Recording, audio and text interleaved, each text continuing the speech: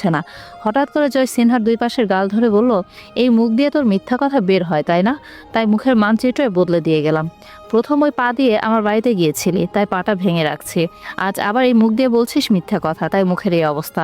আর একদিন যদি মুখ দিয়ে তোর মিথ্যা কথা বের হয় তাহলে তোর মুখ সেলাই করে দেব, আমি কথাটা মনে রাখিস তুই।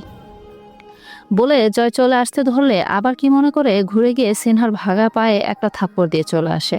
সিনহার সাথে সাথে চিৎকার দিয়ে ওঠে। জয় কেবিনের বাহির থেকে সে চিৎকার শুনে বলে, আরো 2-3 মাস যাতে শুয়ে থাকতে পারিস তার ব্যবস্থা করলাম। জয় গাড়িতে উঠলে রাফি বলে, আজকে কি তোর রুমে জায়গা হবে? জয় মুখটা একটু গুমরা করে বলে, সেটা আমি কিভাবে বলতে পারি? রাফি সেটা দেখে হেসে বলে, তোর জন্য আমার মনের দরজা সবসময় খোলা, আর রুমের দরজা 24 ঘন্টাই খোলা আছে, চলে আসতে পারিস। জয় ভ্রু কুঁচকে বলে, তুই কি আমাকে নিয়ে মজা করছিস? আরে মজা না, তোকে দেখে আমার খুব খারাপ লাগছে। সারা রাত কি মশার কামড় খাবি? আর একটা কথা বলে তোকে গাড়ি থেকে নেমে দিল।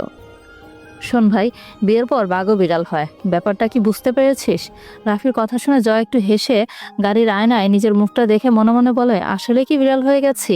না না, আজকে গিয়ে বউয়ের সঙ্গে উচ্চস্বরে কথা বলতে হবে। আর একটু বউয়ের কথা শুনলে সমস্যা কি? রাফি জয়ের মুচকি মুচকি হাসি দেখে বলে, তার মানে তুই বিড়াল হয়েছিস, তোর হাসি দেখেই বোঝা যাচ্ছে। জয় একটু হেসে বলে, ধ্যাৎ কি বলিস এগুলো? রাফি এবার শব্দ করে হেসে ওঠে। তোরে এতক্ষণ শুয়েছিল দরজায়। নাজমা চৌধুরী কণ্ঠস্বর পেয়ে উঠে বসে। বিছানার এক সাইড থেকে ওড়না নিয়ে আয়নার সামনে গিয়ে চুলগুলো হাত দিয়ে পেঁচিয়ে একটা খোপা করে নেয়। চোখ মুখ একদম লাল হয়ে গেছে। আর একবার শব্দ হলে গিয়ে দরজা খুলে দিয়ে দেখে নাজমা চৌধুরী দাঁড়িয়ে আছে। মা ভিতরে আসেন। নাজমা চৌধুরী তরির চোখ মুখ দেখে অবাক হয়ে ভিতরে এসে বলল, কি হয়েছে তরি, কান্না করছো কেন? চোখ মুখ এরকম ফুলে আছে? কিছু না মা, শুয়েছিলাম, এই জন্য মনে হয় এরকম লাগছে। নাজমা চৌধুরী তরির হাত ধরে বিছানায় বসে বলে, মায়ের কাছে মিথ্যা কথা বলো, আমি ধরতে পারবো না?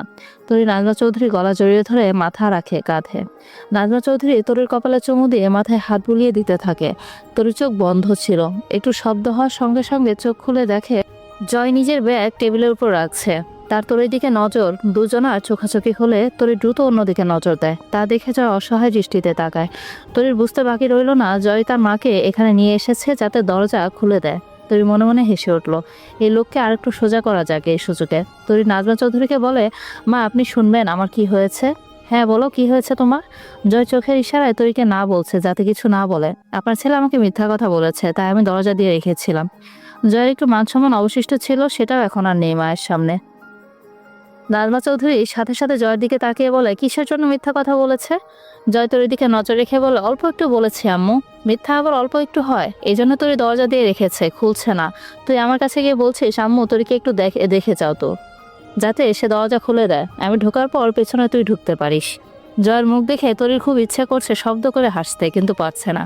নাজমা চৌধুরী আবার তরির দিকে তাকিয়ে বলে, কি কথা মিথ্যে বলেছিস? তরি নির্দ্বিধায় বলে, আপনার ভাগ্নিকে দেখতে গিয়েছিল। আপনার ভাগ্নি আমাকে ছবি পাঠিয়েছে, দিয়ে আবুল তাবুল বলেছে। আমি আপনার ছেলেকে জিজ্ঞাসা করেছি সে কি হাসপাতালে গিয়েছিল, সে বলেছে সে যায়নি, এটা মিথ্যা কথা। কি জন্য ওখানে গিয়েছিস তুই? খালামণি 1 মাস থেকে আমার কাছে ফোন দিয়েছে ওখানে যাওয়ার জন্য। সিনহা আমার কাছে ক্ষমা চাইবে, একবার শুধু আমার সাথে দেখা করতে চায় ক্ষমা চাওয়ার জন্য। দিনে কয়েকবার ফোন দেয়, তাই আজকে গিয়েছিলাম। আমি 5 মিনিটও দাঁড়াইনি, ক্ষমা চাইলো। তরিকে বলেছে যাতে ক্ষমা করে দেয়। আমি ওখান থেকে চলে আসার সঙ্গে সঙ্গে তরিকে ফোন দিয়ে অন্য গল্প শুনিয়েছে। তরি যখন আমাকে জানালো আমি তখনই বুঝতে পেরেছি এটা সে ইচ্ছা করে করেছে। আমি কোথায় গিয়েছিলাম ভাবছি বাসায় এসে সব কিছু বলবো তরিকে, তাই তখন না করেছি এতটুকুই আম্মু। ঠিক আছে তরি, এবারের মতো ওকে ছেড়ে দাও, পরেরবার থেকে মিথ্যা কথা বলে বাসায় ওর জায়গা হবে না। আমি খাবার রেডি করতে বলছি, তোরাই সবাই চলে আয়। ঠিক আছে মা, আমিও এখন আপনার সঙ্গে যাব। জয় চোখ গরম করে তরির দিকে তাকায়, তা দেখে তরি চুপসে যায়। তুমি এখন গিয়ে কি করবে? জয় ফ্রেশ হয়ে আসুক তারপরে এসো, বলে নাজমা চৌধুরী চলে গেল। জয় শব্দহীনভাবে দরজাটা লাগায়। তা দেখে তরি উঠে বেলকনিতে যেতে ধরলে জয় পেছন থেকে হাত টেনে ধরে তরিকে জড়িয়ে নেয়। জয় তরির মুখটা 2 হাত দিয়ে ধরে কপালে চোখে কয়েকটা চুমু দেয়। তারপর ধীর কণ্ঠে বলে, খুব রাগ করেছো? হ্যাঁ, এটুকু মিথ্যা বলছি, এই জন্যই আমার প্রতি তোমার অধিকারবোধটা দেখতে পেলাম। সব কিছু দেখতে হয় না, কিছু কিছু জিনিস দেখেও না দেখার ভান করে থাকতে হয়। প্রকাশ করলে মানুষের নজর পড়ে। সম্পর্ক গোপনেই সুন্দর, প্রকাশে সুন্দর না। ঠিক আছে, তোমার সম্পর্কটা গোপনই রাখো। আর সরি মিথ্যা কথা বলার জন্য, আর কখনো বলবো না। আর এরকম একটু অধিকার বোধ দেখতে মন চাইলে মাঝে মাঝে বলতেও পারি। আর এত উচ্চস্বরে কথা বলবে না, এখন তুমি অসুস্থ। পানি খেয়েছো? এখন ম্যাডামের রাগ কমেছে কি? দুই হাত একটু সামনে এনে দুটো আঙ্গুল অল্প একটু ফাঁক করে বলে, এতটুকু কমেছে, তখনই পানি খেয়েছি, গলা শুকিয়ে গিয়েছিল। জয় হেসে বলে, বাকি রাতে এখনো পড়ে আছে, তার জন্য একটু রাগ কমাও, একটু পানি খাও। আসসালামু আলাইকুম, কেমন আছেন সবাই? আশা করছি আজকের পর্বটা নিয়ে আপনাদের কোনো আফসোস থাকবে না, কারণ আজকে কিন্তু আমি অনেক বড় করেই দিয়েছি। গল্পটা কেমন লাগছে অবশ্যই কিন্তু জানাবেন। আর আপনারা কিন্তু ইদানিং শেয়ার করতে একদম ভুলে গেছেন। এতটা কার্পণ্য বোধ করলে কি হবে? আমি এত কষ্ট করে আপনাদের সাথে গল্পগুলো শেয়ার করি, আর আপনারা যদি একটু খুশি মনে কমেন্টস আর শেয়ার না করেন, তাহলে কি আর গল্প শেয়ার করতে ভালো লাগে বলুন? আর আপনারা কিন্তু অনেকেই আমাকে ইউটিউবে সাবস্ক্রাইব করতে ভুলে গেছেন। আমার ফেসবুকে এত বড় একটা পেজ, আর অথচ ইউটিউবে আপনারা কেউ আমাকে দেখেন না। এটা কি মানা যায় বলুন তো?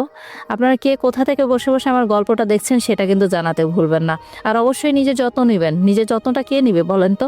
ভালো থাকবেন, কেমন?